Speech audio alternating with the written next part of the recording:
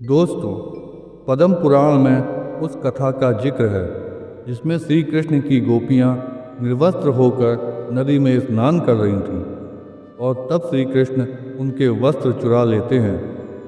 श्री कृष्ण से गोपियां बहुत विनती करती हैं कि उनके वस्त्र वह लौटा दे, लेकिन श्री कृष्ण कहते हैं कि तुम्हारे वस्त्र वृक्ष पर हैं, पानी से निकलो और वस्त्र ले लो।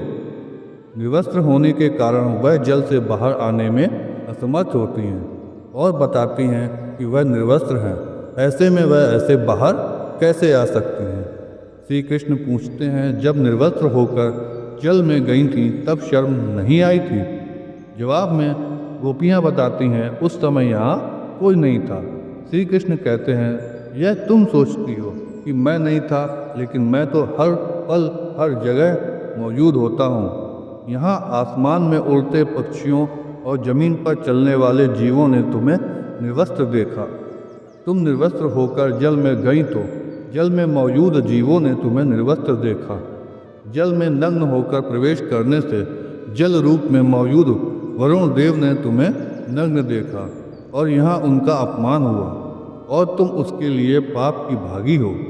श्री कृष्ण कहते हैं, निर्वस्त्र होकर स्नान करने से वरुण देवता का अपमान होता है। इसके साथ ही गरुड़ पुराण में बताया गया है कि स्नान करते समय आपके पितृ यानी आपके पूर्वज आपके आसपास होते हैं और वस्त्रों से गिरने वाले जल को ग्रहण करते हैं, जिनसे उनकी तृप्ति होती है। निर्वस्त्र स्नान करने से पितृ अतृप्त होकर नाराज होते हैं, जिनसे व्यक्ति का तेज, बल, धन और सुख नष्ट होता है। इसलिए कभी भी निर्वस्त्र होकर स्नान नहीं करना चाहिए।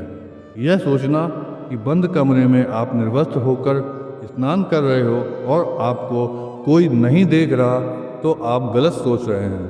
वहाँ मौजूद छोटे जीव और भगवान आपको देख रहे हैं। आपकी नग्नता आपको पाप का भागी बना रही है। दोस्तों, आज का यह विषय यहीं पर समाप्त होता है। यह पोस्ट अच्छा लगा हो तो इसे लाइक करें, चैनल को भी सब्सक्राइब करें और भविष्य में ऐसे पोस्ट को पढ़ने के लिए हमसे जुड़े रहें।